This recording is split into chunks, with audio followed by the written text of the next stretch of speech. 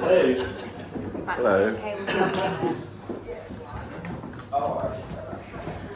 So I'm Callum Hill, for those of you who don't know me. I want to say you're not really missing out on too much.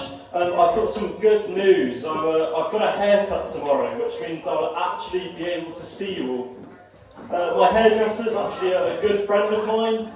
She keeps telling me it's getting too long and scruffy and I need to get it cut. I think she just wants my money, really, and you can't beat having a good hairdresser. However, you have to find yourself making a few mistakes along the way. Nothing's worse than going somewhere new, especially a walk-in place. You sit down, you count the chairs, you see the owner doing a really good job, and one of the apprentices who's just started, and you think, oh God, not them, not them, not them.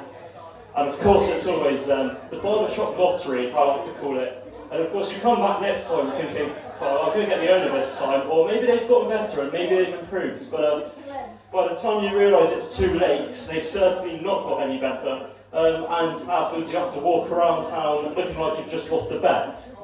I did decide I'll grow my hair out. It makes a change from all of the skin fades and broccoli hairstyles you see these days. The small factor is my best friend is balding, and it did occur to me that if I were also to go bald, we would look like the world's worst right-said Fred act. Which, who knows, maybe we could do a few Hendies. My dad is also bald. I think if he heard me say that, he would kill me. He pays £15 to get his hair cut. £15! It really confuses me why. Is he paying them to find his hair?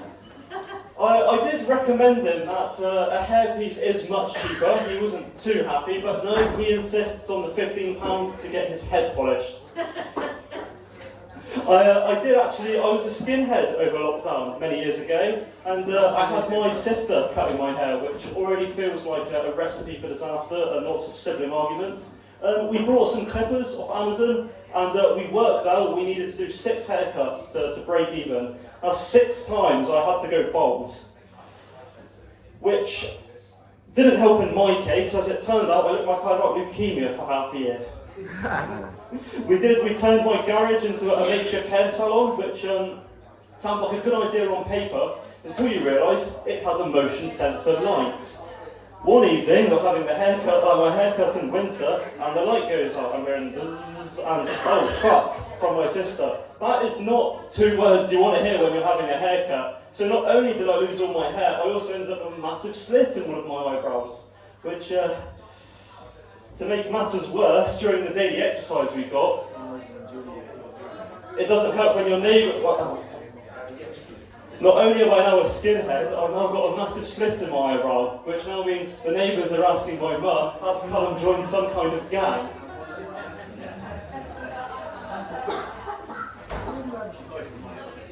Speaking of gangs, my fantasy football league is reaching the business end of the season. There's 7 of us in the league, and to spice things up, we have a forfeit for whoever finishes last.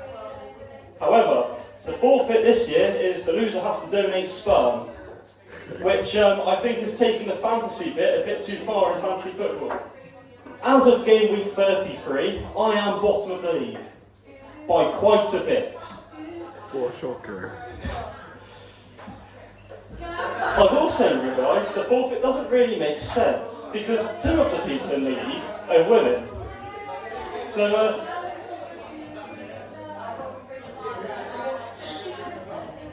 imagine if that was the prize for finishing last place in a pub quiz.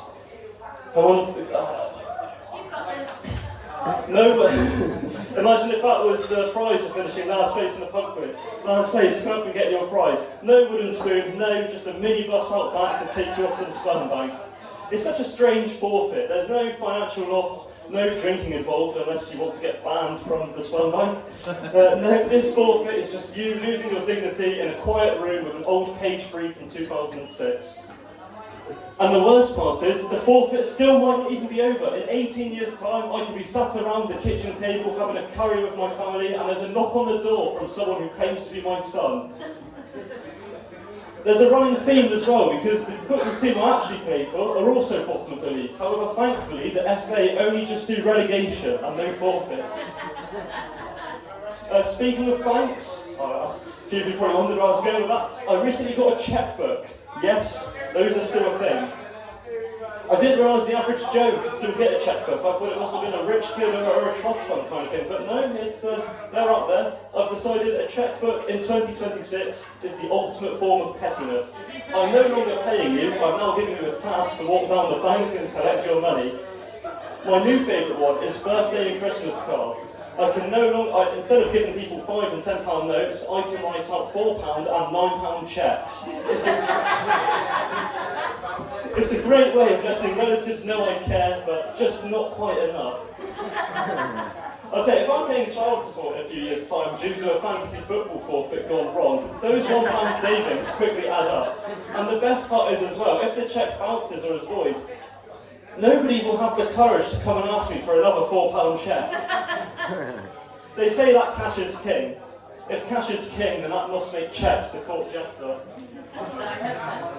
I treated my mum the other day. I wrote her a cheque to reimburse her for some new garden paint for the shed. If diamonds are a girl's best friend, then Christ knows what shed paint is. I do certainly know that it's definitely cheaper. As a child, it was my job to paint the shed in the summer holidays as I could squeeze in between the gaps in the fence. Since then, I've grown up and gotten bigger. Not fat, just taller and bigger. And we've now had to resort to child labour. Thank God nobody's cheered for that. I'll say forever, child labour isn't always 100% illegal. It just makes it awkward when you've got no younger siblings or cousins and you need to find children. It's not something you really see advertised on Facebook or LinkedIn, kids for hire. Thankfully, I've got a few neighbours and kids who are, not neighbours and kids, might do in a few years. Thankfully, I've got a few neighbours and friends with younger siblings. A questionable loophole I found, it's not called child labour, it's called helping out your friend Callum.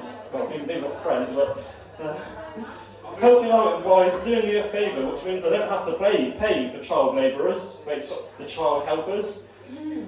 The only downside is that due to their lack of experience, my shed ends up with quite a few missed spots, which means I then now have to find a specialist painter under 5 foot. And those aren't too easy to come by. Warwick Davis has now blocked me on Instagram. So the only positive outlook I've decided is if I do finish bottom of my fantasy league this season, I may end up with a child to paint my shed over the summer holidays. Thank you everyone, I've been Callum.